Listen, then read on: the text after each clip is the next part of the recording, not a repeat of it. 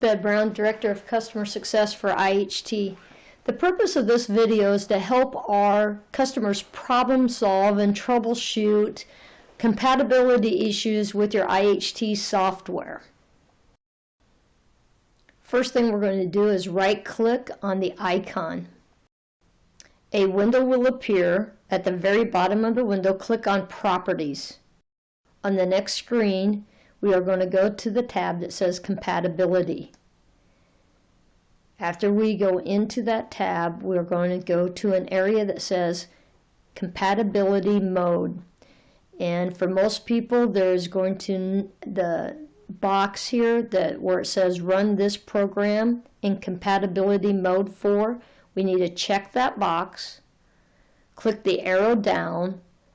All of us need to run Windows 7 as the compatibility mode for this software. Click Apply, and now you're ready to go.